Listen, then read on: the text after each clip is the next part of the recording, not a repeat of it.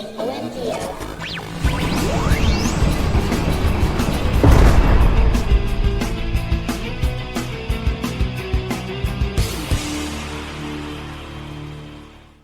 Welcome, everybody. It is episode number 359 of the OMG Hour. Of course, I am one of your hosts. I am Sean Evans, otherwise known as Zion.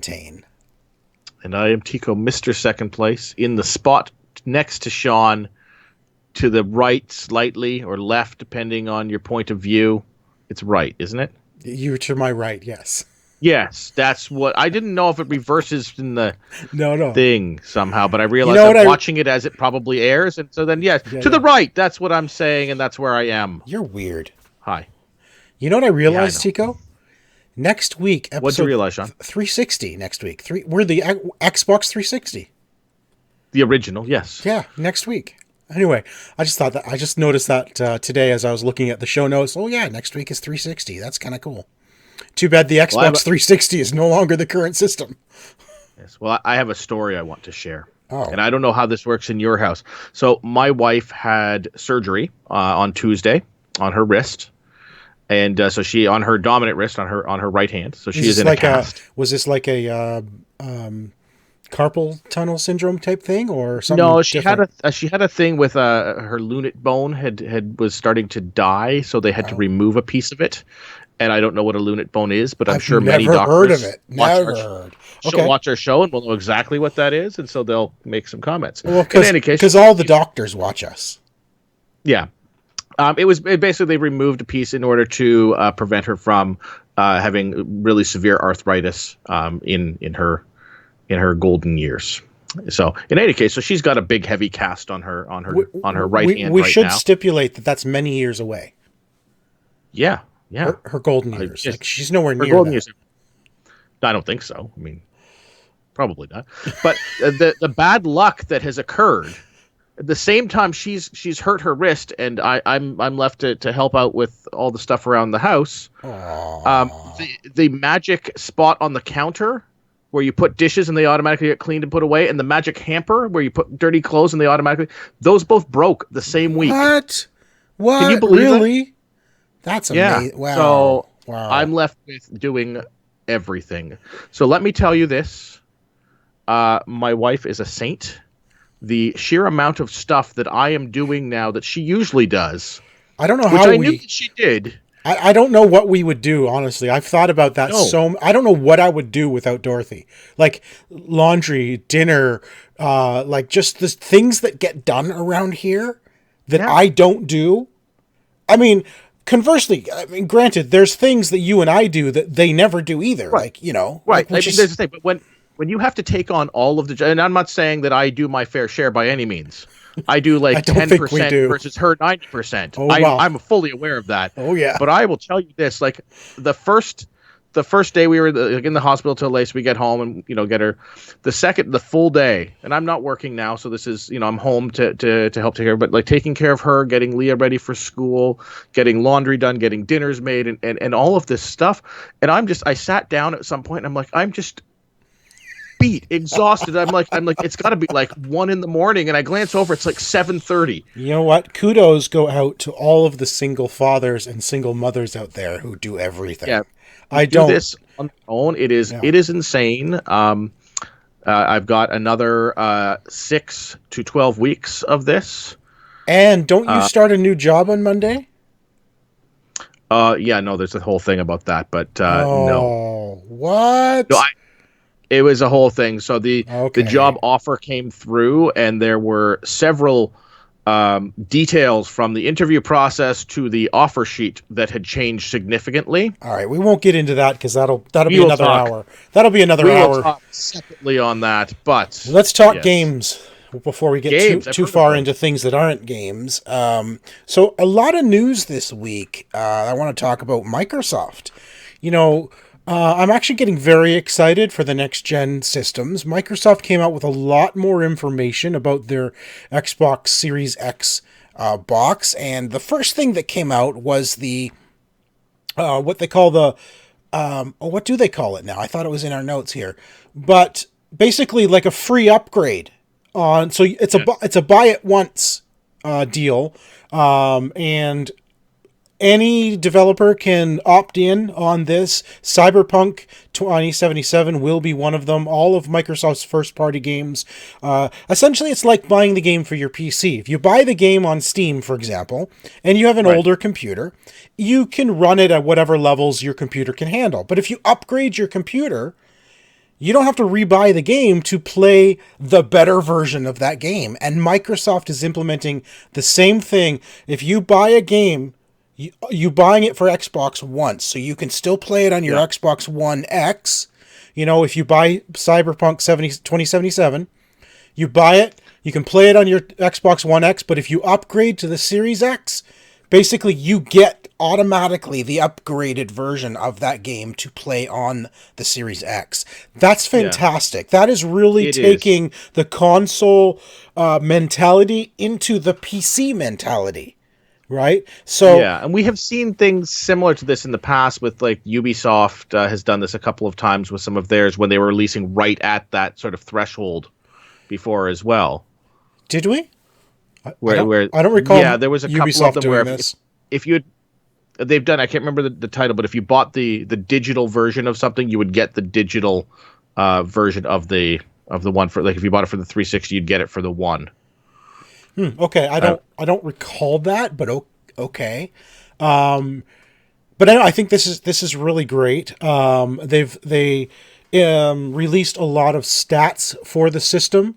12 teraflop GPU, which is twice the teraflops of the Xbox One X. So it is, I guess, twice as powerful. And I don't know how that relates to gaming per se, but neither do I. It's a lot more powerful, let's put it that way. And the other thing is they've also stated, because of the SSD, the virtual memory, my mind's going blank as to what SSD, not hard drive, it's solid state drive. That's the word I'm looking for. Because it's going to have SSD inside the solid state drive is going to allow essentially like a virtual RAM space, so that right now, as you know, your Xbox One, you can quick resume the last game you were playing. So you shut the machine off. As long as it's in low power mode, you can turn it back on and just start your game as if you never left. PS4 does the same thing right now. Yeah. What they're saying is they are going to now have the ability to quick resume multiple games. So you can switch between games fairly quickly without having to reload all the title screens. You can virtually jump back into your game. Now, obviously, there's going to be a little bit of time to get you back into the game itself. It's got to load everything again, but it's not going to load the game from scratch, and you're not going to have to click, resume game and then wait for it to load. It's just going to save in a virtual RAM space where you are in that game, as if you put your computer into hibernate, and all the apps are right back where you left them when you turn the computer back on. So that is a really cool feature. I wonder how many titles, though. I mean, it can't be unlimited. That's just ridiculous. No.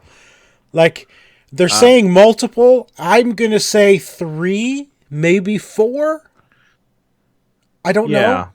I mean, how many do you really need to have going at one time? Well, it's not that you need to have it going. It's more like, I'm playing The Witcher, and then you call me and you're like, hey, let's jump into Anthem, because, we just have this need to play it again. So we jump into Anthem and you and I play the game and we're done playing. I can just jump back into Witcher right where I was. Right? I see it working that way a lot for people who play online with people more, where it's like you've got Call of Duty running, you've got Anthem, you've got The Division, whatever, right? And you're like, your friends call, hey, let's jump into COD. So you switch back to COD and it's up and running. It's ready to go. You don't have to wait for it to load and then get into the lobby. You're already there. Right? And then when your session is done with your friends, you can jump back to what you were doing in the other game. So I see it as a bit of a, it's definitely a nice to have. It's certainly not, it's not solving any kind of a problem. It's just making jumping between games more convenient for the player. And Phil Spencer basically said Their mentality was, how can we get the gamers into their games faster? That's really what it comes from. You know, let's sit down and get to gaming quicker than we can now, and that's one way of doing that. I don't necessarily think it's anything that I'm going to use. I mean, I see more of a use for that, like if you happen to be watching Netflix and want to jump back into your game or something like that. Because that happens it's not a lot something but see, the thing is, it's not something you're gonna use. It's just gonna happen. Yeah. It's not something you have to say, hibernate this game. That's just what's gonna happen. I know, it's a weird thing because it's not something that you don't really think about as an issue until you're waiting for a game to load. So like right now, it doesn't really matter to me. But when I'm waiting for a game to load up, then that might be a bigger issue for me. Listen, I was playing an Xbox Game Pass game last night, and it was called The Astroneer. And I haven't played. I had downloaded a while back, small little, I think, an indie game. Yeah. And I'm not even kidding. That game, I was sitting staring at the screen, waiting for that game to load for upwards of 3 to 4 minutes. It was absolutely ridiculous, the loading time on this small little indie game. Like, I was almost at the point, by the time it loaded, I'm not kidding, I was almost at the point of just shutting the game down because I'm like this. So it took about 2 minutes to load. And then it does this intro and says, do you like to do the tutorial? I'm like, well, sure, because I don't know anything about this game. So I click tutorial, and then it shows this little sequence. And then it does the whole loading thing again for another 2 minutes. I'm like, are you serious right now? I cannot imagine jumping back into I deleted the game, by the way. But I can't imagine wanting to jump back into that game with a loading time that long. Yeah, I've had games before where I have started them up, and loading screens. I'm like, I'm playing something different where I'm not waiting for this any longer. We've become impatient gamers, and Phil Spencer and Microsoft knows that. I think it's partly impatient, partly I've had games where I've been waiting on a loading screen long enough that I thought, did it freeze? Is it broken? Mm-hmm. What are you drinking there, Sean? Is that a fancy new soda that you got in your fancy new soda maker? It is. I got a soda stream for my birthday from my family, so yes, I'm drinking my own homemade pop, or soda as the U.S. calls it. Very cool. Yeah, I bought the syrup, I guess you call it, for Diet Cola, and then I put black cherry Mio flavoring in with it. So I've got my cherry Coke, Diet Cherry Coke. I've made bacon soda before. Ew. It was not good. Ew. Anyway, Phil Spencer, I found this interesting too. There's an article on IGN where Phil Spencer talks about the future of gaming, and really what I want to point out on this is I found it very interesting that he does not believe that this coming generation is the last console. He believes we are still going to have consoles 10 years from now. I'm like, that's really interesting considering all of the effort they're putting into cloud gaming. What he sees it becoming is more of a gaming available to you on all your locations in the house. Like right now, how you can go from your television here with Netflix on it to your television upstairs that also has Netflix on it. He sees it more becoming something like that, where your device just goes with you, right? Your gaming goes with you wherever you are. Which, does that not sound like just cloud gaming to you? Like, yeah, I don't know what cloud-based gaming. Yeah. So, but he doesn't believe we're moving, at least at this point, he doesn't believe we're moving away from the physical consoles hooked up to a television. So, I mean, what the console looks like, whether or not it's the big, giant monolith that the Series X is, or it is a little, thumb drive that you drop down beside your TV that connects to it wirelessly, as what I think is in debate here. I mean, I think that's what we're going to end up with is just have this thing in your pocket. And if you're near a TV, it'll read that it's there. But that's still hardware. But that to me means, like, if it's just a stick, it's just software. That's not hardware.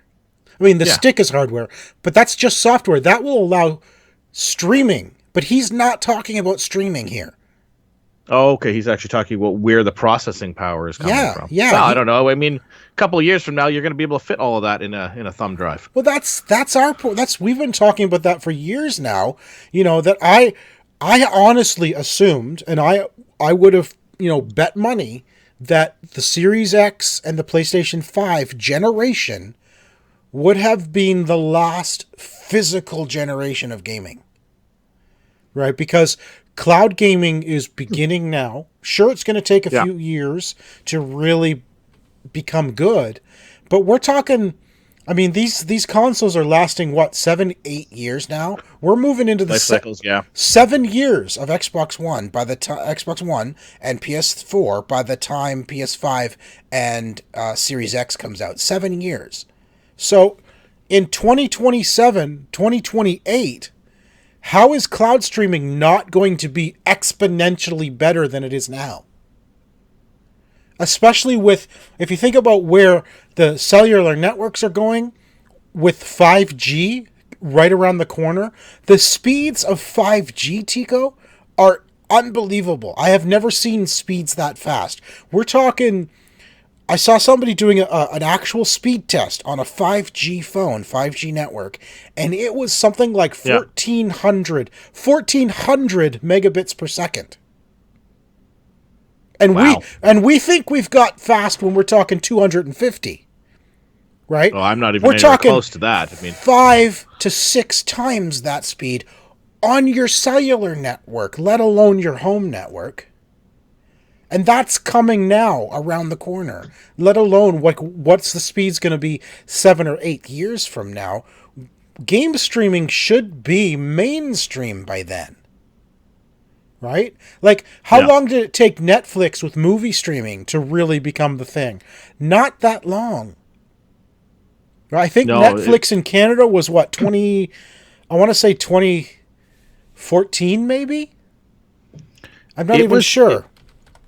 It was not that long ago that they switched to that digital video service. Right. As opposed to the mail out. Yeah, I can't. I'm trying to look up when Netflix launched in Canada. 2011, I think, was when it launched in Canada. So even that, we're talking 9 years that we've had Netflix, and look how huge that is now. Right? Yeah. I don't know. So, Phil Spencer's obviously on the inside of this industry, so he knows what he's talking about, but I don't know, man. I honestly don't see that. I don't know. I could have sworn this would have been the last physical console. They're going to keep pushing. They're going to keep pushing for, he might still be wrong at this point as to where they're going to be, or there may be some tweaks. Maybe this life cycle of the console is going to be, he knows what they're working on, so he knows that there's going to be tweaks to this, so we're going to see a Series Y coming out in 5 years instead of 10, something along those lines. Yeah, so I still question that Series X name. I don't know where they're going with that name. Series X. I don't. I don't know. Are they gonna have Series X-2? I would have come up with a better name. I'm good at naming things. You are good at naming things, actually. You're very good at naming things. I'm aware. It's a superpower that's absolutely zero worth. But so let's just for a few minutes jump over to the PlayStation 5 side of things. And Sony has talked about how they're actually looking into modifying user experience based on biofeedback, meaning the new PlayStation controller will I don't know if this is true, if this is just a patent right now.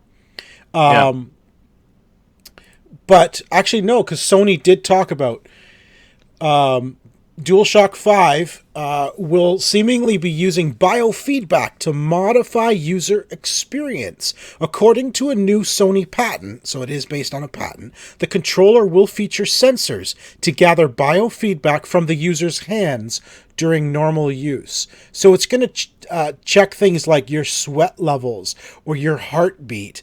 And like, can you imagine a horror game using that? Like, if they sense how scared you are or how nervous you are, that maybe they either dial it up or do they dial it down again? Like, yeah, like I know that, like I can see how this might be a cool thing, like the idea of like, well, you can't get past this particular boss until you get your heart rate down or something like that. Like having that is a neat idea.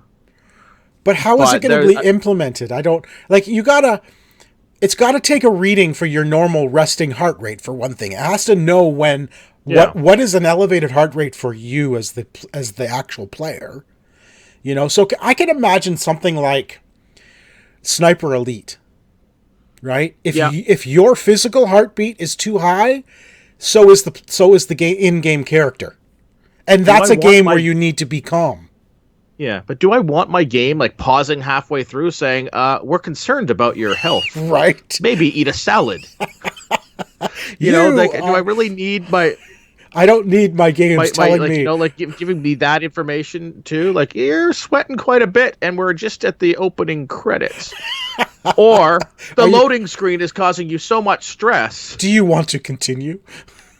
Yeah, I don't know. Like it's an interesting thing. I did read some stuff on this where some devs were concerned that they might make this mandatory, a mandatory opt-in for devs working in this, similar to what Microsoft did with the Kinect, where they really forced that support. I would definitely not see that coming to fruition, and I'll tell you why. Because, like, maybe for first-party games where it's a Sony exclusive. Yeah. But you're talking like Assassin's Creed, Call of Duty. Like, how do you implement that just for the PS5 and not for Xbox? You know what I mean? Like, I just don't see that being, you gotta do this just for the PlayStation version of this AAA multi-platform title. But we have seen that behavior in the past. I don't think it's worked out for anybody who's done it. We have seen that behavior in the past from some of the like with Kinect, you know, with Kinect, with stuff for the Wii and the Switch. Well, not Switch, but like for the Wii and the Wii U. But you're also talking about the generation where we're going to see crossplay as a standard thing. Yeah. Right? You can't implement something like that just for one system and not the other when you're allowing crossplay, because it becomes a different game. It becomes a different experience. And I gotta wonder too, how is it like from the consumer level? Is it opt-in? Because this is also a lot of health information and stuff like that is being fed back to them. It's personal information. You have to be able to opt out of that. I guarantee it. No one wants, like, I personally don't care, but not everybody's going to want their heart rate monitored by the system. No. Right? Like it's a personal... I would absolutely mess with it. I'd be doing all my gamings on a treadmill or something like that. Just like, this is my base rate. 180. And like you do your base rate, like after doing like a 2-mile jog, and then you come home and do your base rate for the game. And then you like calm down and you sit down, and then like you play Sniper Elite and your heart's going to be going at regular. It's going to be like you're the calmest person in the world because your base that you've set is so high. Yeah, and the game's going to call 911 because it thinks you're dead now. Because your heart rate's so low. Exactly. Yeah, I can't. I get the patent. It doesn't mean it's going to be there for PS5. You know, if it's just a patent now, it takes, like, the patent office takes forever for anything to happen. But maybe this is just something they're experimenting with. You have to realize Microsoft and Sony, they have so many things in R&D right now, it would probably blow our minds what they're actually working on. And I know that from personal experience, having worked for BlackBerry. I knew the kinds of things that were in R&D that never even saw the light of day. And there was some cool stuff in BlackBerry's R&D, you know, that I would have loved to play with, but it never happened. I mean, then again, look where BlackBerry is today. But I guarantee Microsoft and Sony are no different. There are, they've got everybody. You know, there's hundreds of things in R&D that will never see the light of day that they're just playing with. I would love to work in an R&D office where your only job is to come up with cool stuff and see if it can work. Like, I don't know if you've watched the Imagineering story on the Disney Channel, but that's what Imagineering is. They literally have departments where their only job is to create cool new things and see if they can get it to work. That's their job, to go in every day cool and then play, you know? Yeah. Phil and Lem is what we're talking about from Better Off Ted. That's that's the sort of work. Yes. I want to be a Phil and Lem. Yeah. Oh, man. So, I don't know. I mean, the new generation is definitely going to be interesting. I do love the fact that Microsoft's having that sort of auto upgrade feature. So, and this falls right into our theory from a couple of weeks ago as to why Cyberpunk was delayed. You remember what we were saying? That we knew it was so that they'd be ready for the Xbox Series 1X. This proves it, because they're going to have it available for basically upgrades for Series X if you buy it for Xbox One. Yeah, they're trying to make it so it's one game and then they can take steps off as opposed to having to create something brand new. Right, exactly. You don't have to create the definitive, no more definitive editions of games. Right. Right? You create the game once, and if it's and the system will decide which version it's going to play. You know, right? If so you're playing on your 360, you're playing on your Xbox One, you're playing on your PC, you're playing on your Series X.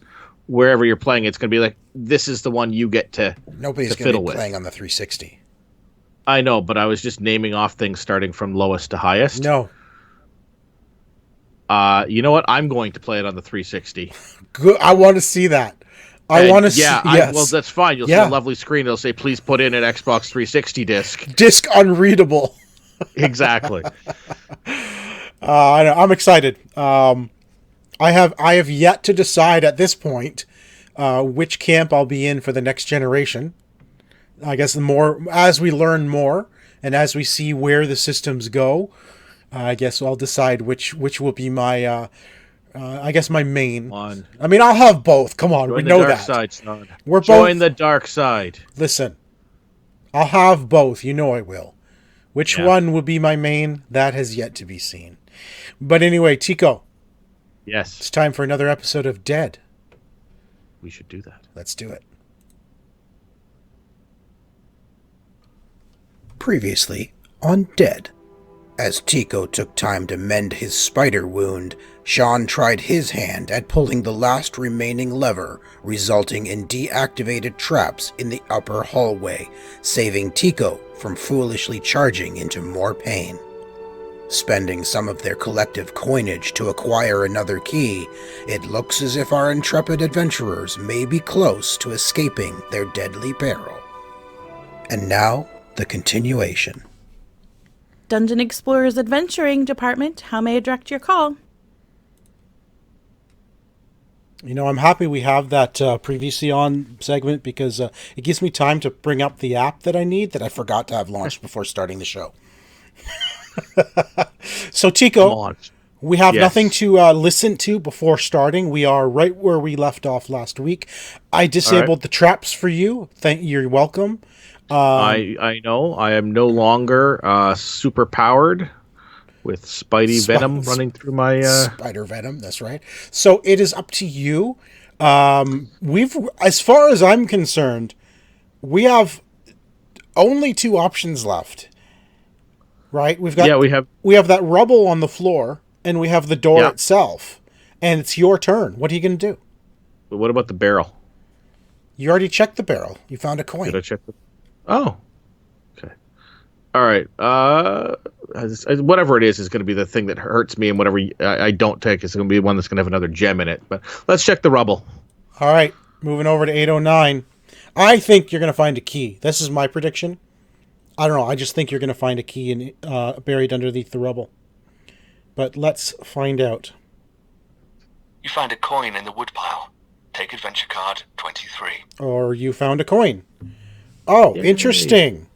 So you have another coin, which gives us 2 coins now again, which is enough to buy that strange ring from Edric. Should we buy the ring from Edric? Why wouldn't we want a ring? I mean, you want to have your hands looking flashy for.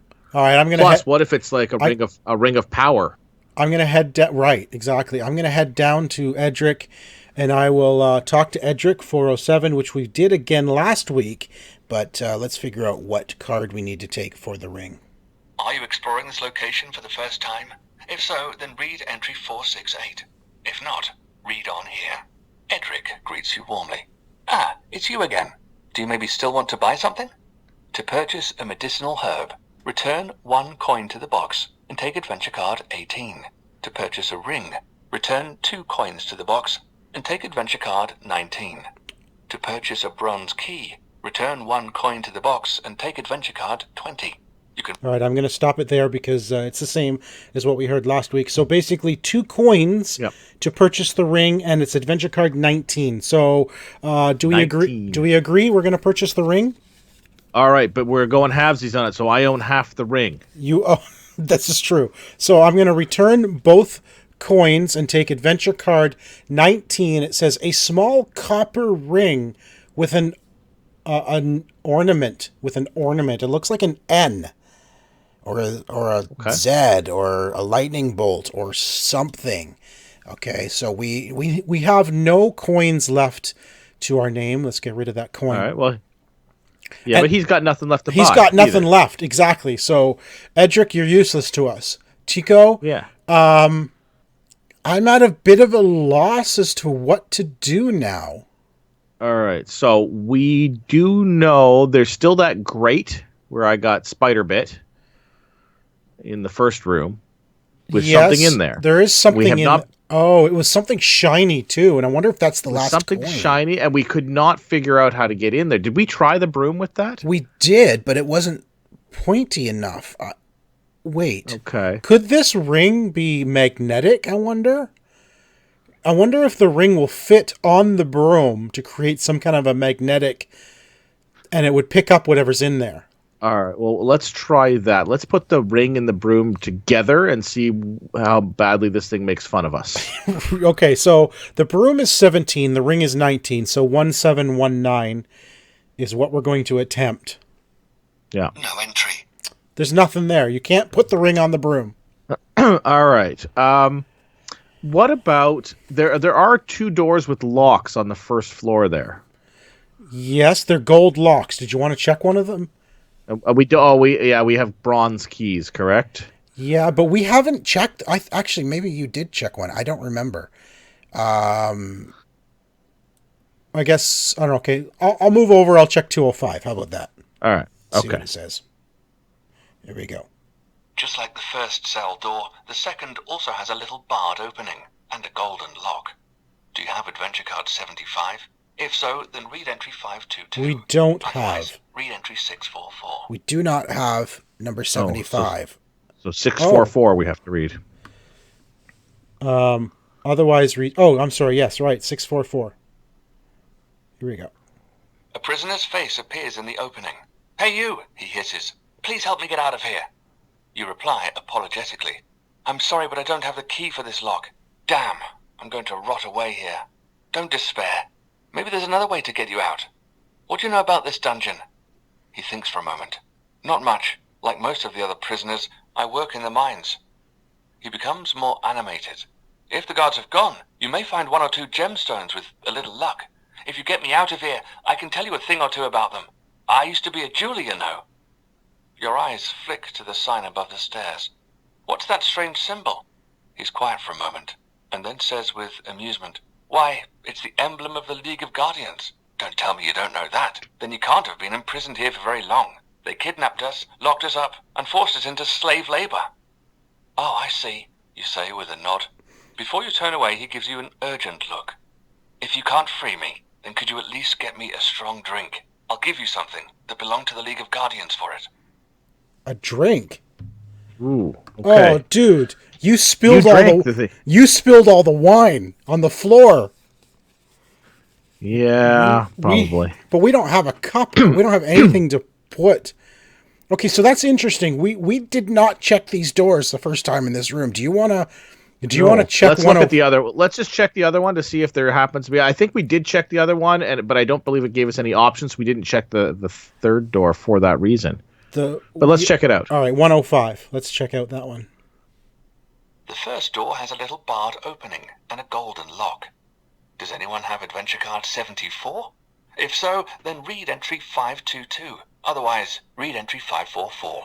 All right, 544, because we don't have 74. So 74 and 75 are the cards we need. Obviously, those are the golden keys. All right, so here we go. When you look through the bars in the door, you see a very old man with a beard leaning back against the cell wall. You clear your throat quietly so that he notices you. He turns slowly to look at you. Well, well, well. What have we here? You don't look like a guard to me. Then my congratulations on your escape. Then he grins at you. Curious, you ask him, how long have you been down here? He considers for a moment. I've long since stopped counting the years. When I first arrived here, I was still young and had a full head of hair, but that was a long time ago. I've been working in these mines ever since, digging up stones and earth day in, day out. But where are my manners? I'm Monty. It's a pleasure to meet you. His smile reminds you a little of your friend Berengar, and you return Monty's warm greeting. Say, Monty, do you happen to know what's beyond the stairs? He frowns. I'm afraid not. All I know is that it's apparently very dangerous, as the guards mentioned a trap. So I'd be careful if I were you. Take adventure card 81 and read it out loud. Oh, 81. All right. So we probably should have talked to him before going up there. We would have known it was trapped. Yeah. Yeah. All right. So we got something. 81. All right. And we have to read it aloud. A friendly conversation. Monty appears to mean you no harm. Thus you decide to call in the others. Place all character figures on room card C. Well, we already are. As you arrive, his smile widens. A rare sight to see this many friendly faces down here. Well, let's see what I can give you. Who will accept his offering? Oh, okay, I want something. Okay, so again, we have to remember who we are. Do you remember your character's name? Bud Hilda. I have no. You are Cassandra, and I am Okoro. We have to remember that. All right, so you're going to accept whatever he's given you? Yeah. All right, Cassandra, we now have to read entry 455. One of the guards lost his bottle a while ago. Maybe you can find a use for it. Take adventure card 70. Oh, no. Well, we can still... There's a barrel. We can fill it with the barrel. Well, we can fill the wine, right? Yeah. So, yep, it is... Oh, it's black potion. Sorry, it's not what I expected. Free action. You may drink this potion during your turn. If you want to do this, read entry 525. All right, we need the empty bottle, so let's do it. Chug. I'm chugging. Oh my God, you're going to chug 525. Chug. All right. You're just like all sorts of risk, aren't you? I take the chances. Surely this stuff can't do that much damage, can it? So you take a little sip and wait expectantly for the potion to take effect. The watery taste doesn't seem very promising. After a while, you still haven't felt anything. Maybe you need to add something a little stronger. Wine? Wine? Yes. Shall we add wine to the black potion? Let's add wine to the black potion. All right, so... so whatever the potion is, the barrel over there. So what is it, 70? It's, 307. So 7307? 70307. All right. 70307. It's going to be interesting. Yep. No entry. Oh, that's not it. What? Maybe it's 507. Let me see. 1, 3, 2, 3, 4, 5. Yeah, I think it might be 507. We put the lines through it. You know what? I've got the cards right in front of me. Why don't I just look? It's 507. Yeah. We got the wrong number. All right. You've been drinking some of the wine, haven't you, Sean? I have. All right, 70507. Here we go. You want to mix the wine with the black potion. You've got a hunch that this is not a good idea. Not a good idea, Tycko. So, I don't know. I don't know what to do. Do we just maybe give the drink to the guy in 205? Let's give that a try. See what happens. 70205. No entry. Nope. We can't give it to him. All right, so we got a bottle full of stuff that we need to make stronger. Yes, and you can't mix it with the wine. Yeah, is there anything else in that room? No, there was the stove, the food that Edric already ate. I'm at a loss here, Tycko. All right, maybe we find something in the next room then, if we want to go upstairs and well, we can't, I don't think we're going to get through that door. Let's go check it and see what maybe one of the locks is unlocked. All right, I'll go check the door. All right. 709. You feel around the edges of the door with your fingers and feel a slight draft. Could this way lead to freedom? You'll need 3 bronze keys to open the 3 bronze locks first, though. If you have 3 bronze keys, you can use them here. Arrange the card numbers in ascending order and read the corresponding 6-digit entry. We don't have 3 keys. No. So, okay. So I'm going to call it for this episode. I feel like we got nowhere. I have one idea.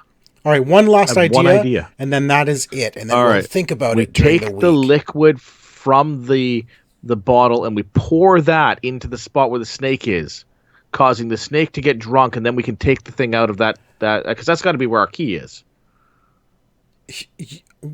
You want to pour the black potion into the grate? Yes. If it's a key, though, what's that going to do to the key? Nothing. It's going to make the snake. You think it's going to kill the snake? I'm thinking it's snake poison that I drank a sip of. Do you really want to chance this? It's your choice. What's the worst that can happen? We lose the potion and can't use it for something else. No, because it'll just tell us there's no entry. So it doesn't mean we lose the potion. It'll just say there's no entry, that we didn't do anything. Here we go. 70401. I'm going to move you into that room. And here we go. No entry. You can't do it. Whew. We didn't lose the potion. All right. All right. I'm at a loss as to where to go next, so I'm going to call it for this week. And then we'll have to think about this and figure out where do we go from here and what have we missed. And hopefully we have an answer by next week. So that's it for this episode of the Dungeon Explorers Adventuring Department. Dungeon Explorers Adventuring Department, how may I direct your call?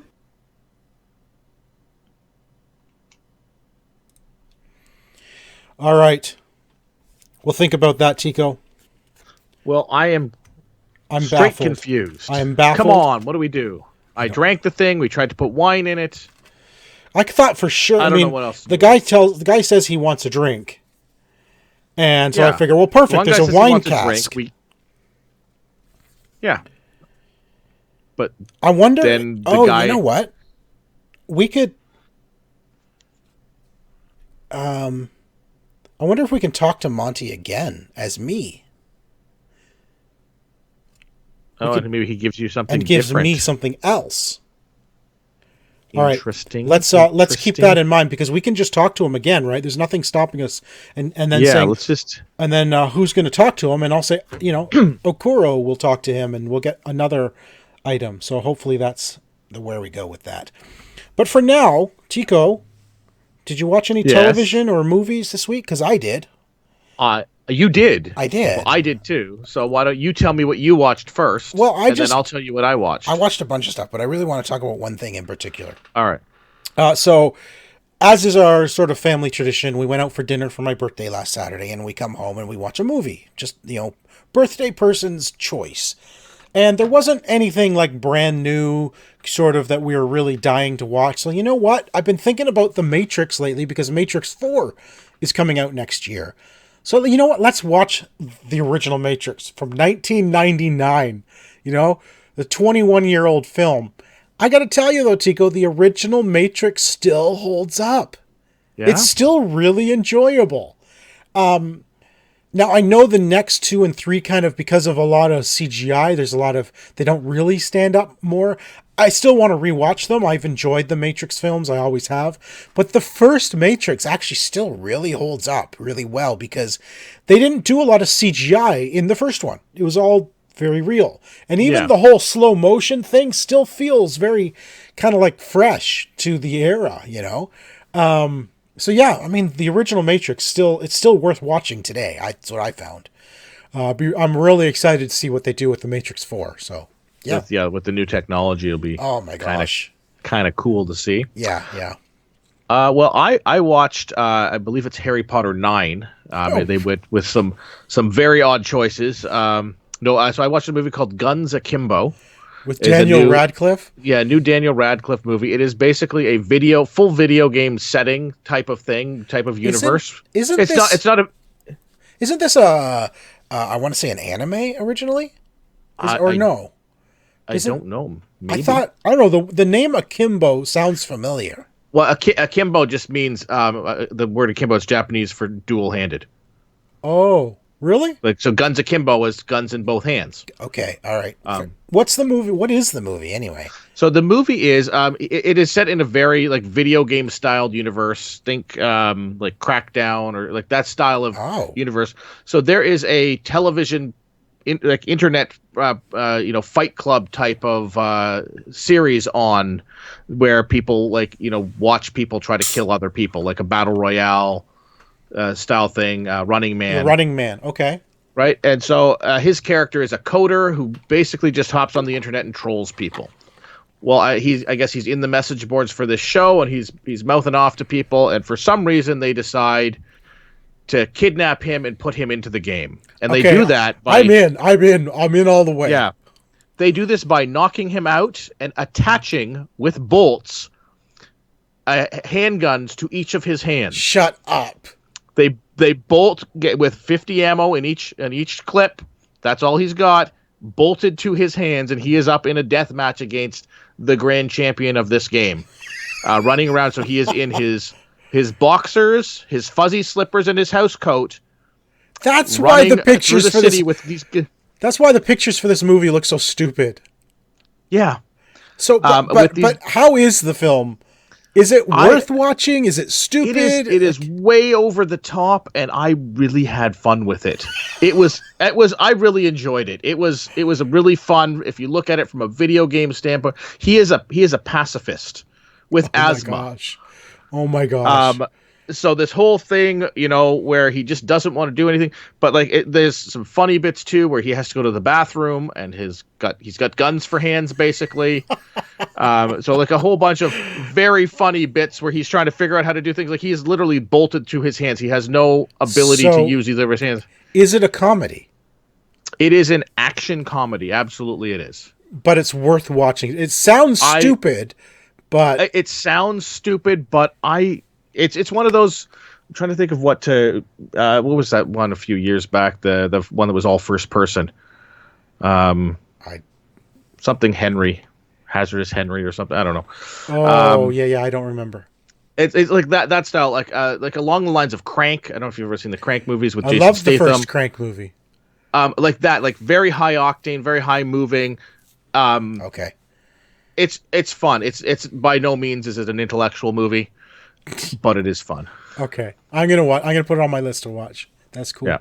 Another thing that's very cool, Star Wars. We haven't talked about Star Wars in a while. Of course, the final season of Clone Wars started recently, so I've been watching that. I actually caught up on the Clone Wars. Clone Wars is one of those shows I've been literally attempting to get caught up on for years. I would start watching a couple episodes, and then something else would come up, and I'd completely forget. And then I'm like, okay, I think I was on season 3, and I finally finished the Clone Wars, and now I'm sort of up to date watching season 7 as it airs on the Disney Channel. So that's cool. But now that the Skywalker saga is complete, Disney's sort of in that mode of what's next for Star Wars? Where do we go from here? And I'm very excited. They're actually launching a whole transmedia thing called the High Republic. It's going to be, I guess it's going to be mostly books to begin with, I believe, but books across all generations. Like there's going to be adult books, there's going to be young adults, and there's going to be children's books, all based on this new High Republic era, which is set about 200 years before the original Star Wars movie.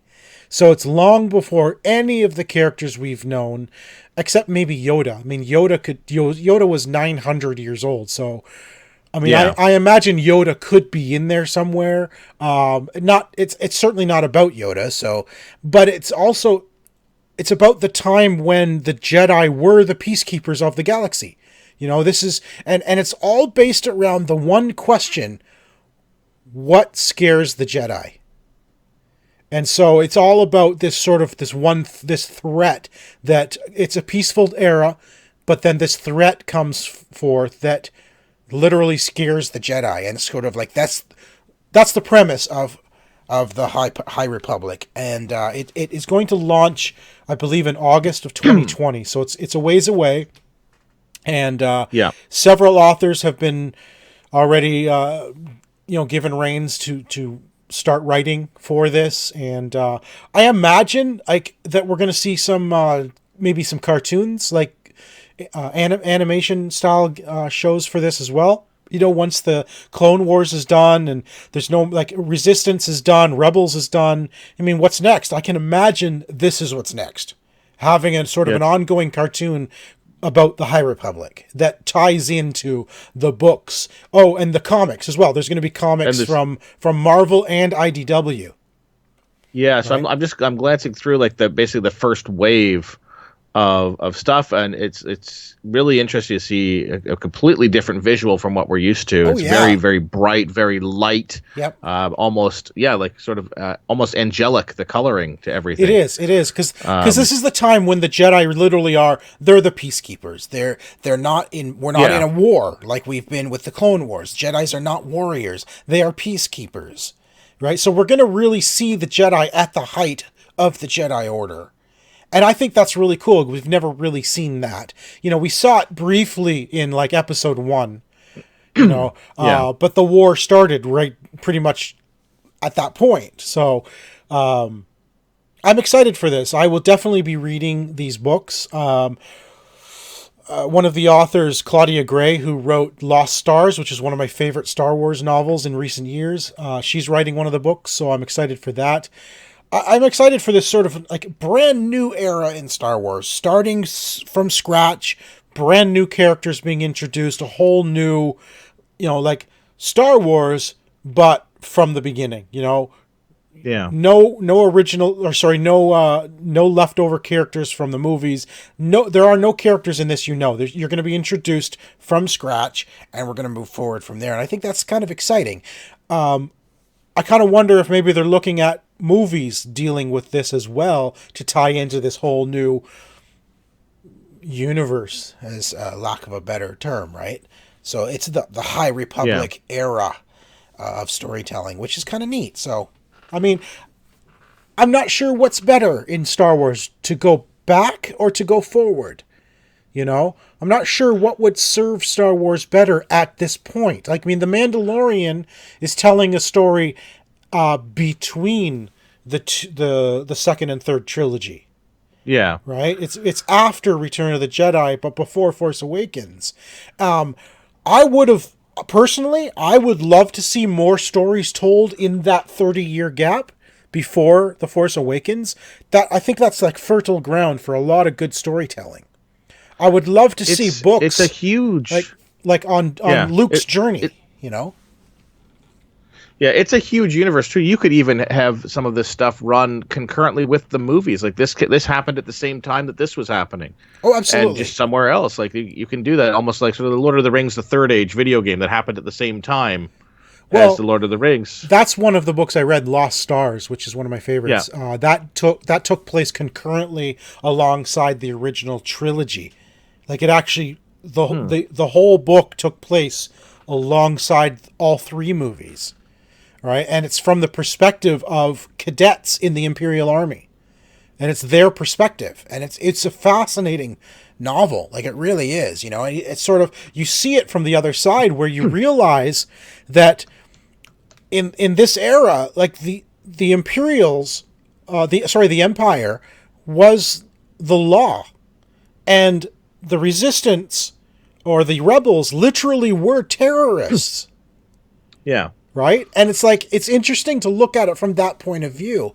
Like, This perspective, on the outside, we know who Darth Vader and the Emperor is, and we know that they were, you know, they were Trump and Mike Pence, essentially, and trying to rule the universe with an iron fist. And, you know, I mean, at the time, they were literally Nazis. That's what they were written as. You know, stormtroopers and Darth Vader and the Emperor, they were Nazis. It's what they were written as from that era. But, you know, but to flip that over to just young cadets who, to them, they're just going into the army, right? But this is what's happening. These terrorists are attacking them. It was such a fascinating read. It's a great story. So yeah. Anyway, kind of got off topic there, but I'm looking forward to the High Republic there. And of course, Marvel is also going to be publishing comics there for the Marvel and IDW. Yes. And speaking of Marvel, did you see that there's actually talk of Warner, or was it Time Warner, looking to actually AT&T, which is Time Warner, I believe, right? It's all the same company. They're looking to actually sell off the publishing rights for DC Comics. And the rumor is they're looking at Marvel to do that. They're looking at Marvel to start publishing DC Comics, because Time doesn't want, or AT&T does not want to publish them anymore. They want to get out of the publishing game. Yeah, they're done with it, so they don't want to do it anymore. So they are looking at Marvel. So whether or not this is Marvel, they don't want to sell DC.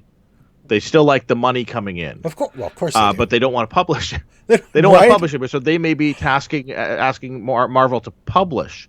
And it's an interesting thing as to, you know, like, then Marvel would basically have a monopoly on the publishing game almost for comics, publishing books. But does Marvel get access to some of these characters? Because I would love to see some of those crossovers happen with the Marvel multiverse. I would love to see, you know, Batman versus Wolverine that we've seen, you know, in previous rumored years, or the. Well, we've seen that. I would love to see. They have done crossovers in the past, and then the Amalgam comics were fantastic back in the 80s or 90s. But can you imagine, though, like, think about this years from now. You know, Marvel gets a hold of publishing DC. What's the world look like if Disney jumps in and says, we just want to buy DC?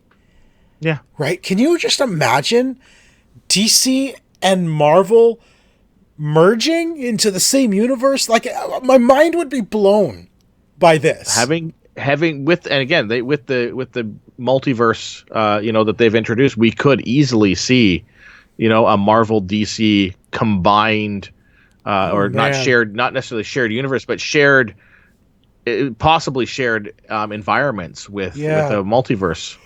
I would be happy with that. It is weird to think of, because I don't know, like, Marvel does such great movies. DC is 50-50 on whether or not it's going to be a good movie or an absolutely horrible movie. Yeah, DC does really good animation movies. DC does great animation, and DC does great television. That's right. You know, so it'd be really interesting to see how those things all meld together. If you could have, like, some gigantic universe where these things are all happening at the same time. Man, that's dreaming. But it would be cool. Yeah, like, I would love to see Marvel's take on a Batman film. Well, here's the thing, though. Like, think about who Batman is. Batman is Iron Man, right? Iron Man, Batman. Yeah. They're the billionaires, you know, tech geniuses, you know. And then you've got Captain America and Superman. They're essentially the same character. Like, you can actually, there are parallels on both sides. Marvel characters, there is always a parallel at DC, you know, and I would still love to see I would love to see a Batman. It just, like, I would like to see it. I don't necessarily know if it would be good, but I would like to see Batman in the MCU, like that. that style of not like not him in the thing, but like having the Marvel take on what they would do with a Batman film. The Marvel touch on a DC property. I agree. Yes, taking the Marvel touch to the DC properties in a DC Universe film series. Yeah, it doesn't have to be magic. Like, I don't want him joining the Avengers. Right. I don't want Batman joining the Avengers. I want to see what, Okay, so they've done with. You want Kevin Feige to also be in charge of DC, is what you're saying. Yeah, that's and I totally agree with you. I would love to see that, like the stuff that we've seen them do with unknown characters like the Guardians of the Galaxy and stuff like that. I would love to see that Marvel take on some of the DC. Oh yeah, absolutely. Environments. Absolutely. Really quickly, while we're talking about DC, you added some cool news. So why don't you talk about that before we end the show? So the DC, what do they call their thing? DC Universe, their channel or whatever it is. They are starting a new show called the DC Universe All-Star Games with Freddie Prinze Jr. Basically, it is an what do you call it? Like a D&D style DC game that will be game mastered by Sam Whitner, and have like a host of characters who have done stuff for Xavier Woods, who's actually we've seen a number of times on the Acquisitions Incorporated. Yes. Claire Grant, Vanessa Marshall, doing basically a D&D campaign where they will be like playing out like a Dungeons and Dragons type environment with the DC universe on TV, and I think it'd be so much fun to watch this. That's interesting. Do you think it's something that would work on a streaming channel? Things like that work really well, like on YouTube. Yeah. Do you think it will also work on a streaming network? As a full, because it has to be a full episode now, right? When it's on YouTube, it can be any length you want. It could be 30 minutes, 40 minutes. It could be an hour and a half. This has to be condensed to an actual program. Do you think it works that way? I think they can. Depends on how much time they have for it. And again, the details of exactly how it's going to be run or anything like that are not, have not been shared yet. But I would love to see this. I'd never seen any D&D or anything like that until we experienced the Acquisitions Incorporated at PAX East a few years back. Last year. And I enjoyed that. Well, yeah, but my first one was a few years back. Okay, right. Yes, you're right. But we also did last year as well. But that's the first time I'd ever seen that. And having since seen that and seen the humor that can be brought to that and the fun that can be brought to it, I love the idea of this being done with a DC property. I agree. I think it's going to be fun to watch. I will watch it because I do enjoy that. But with a D&D style game, it's not like you can just pick and choose what scenes you're going to show. Right? This is a reality show, but it's a reality show you can't just cut pieces out of. You know what I'm saying? Yeah. So how do you turn that into a 42-minute show without actually cutting anything out and making it concise? I mean, sure, you could probably cut out sort of non-game related talk, like if they go off on a tangent joking about stuff. Sure, you cut that out. But that's going to be harder, in my opinion, to put together because you can't just cut out pieces of the story. You can't do that with a D&D campaign. No, and they may have to film whatever it is. Okay, great. We filmed this entire campaign and it took us 10 hours to go through. Great. It's 20 half-hour episodes and we're going to section it up and, do some editing and drop it out that way. I don't think you can do it live. Right. By now, any means. I suppose they could cut it up into chunks of story, and then they would put filler in, like interviews with each character, each actor, and talk, sort of like behind the scenes looks of things in between scenes of the game. I guess you could do it, right?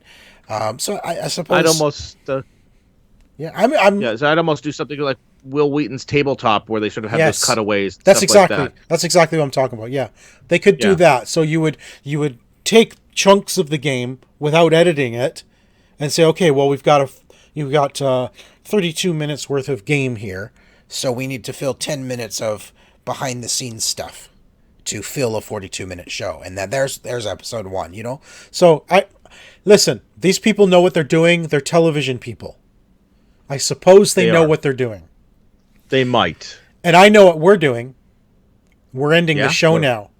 What? Just like that, eh? Well, this week's episode, anyway. Oh, okay. Shh, don't scare us. Don't scare the audience like that, Tycko. Anyway, you can follow the show on Twitter at the OMG Hour. You can follow me everywhere. I am Ziantane, and that is XIANTAYNE. And you can follow me on the Twitters at Mr. Second Place. Thanks, everybody, for listening. Thanks for watching. We'll talk to you again next week. Bye, guys. If you liked that, you should also check out these videos.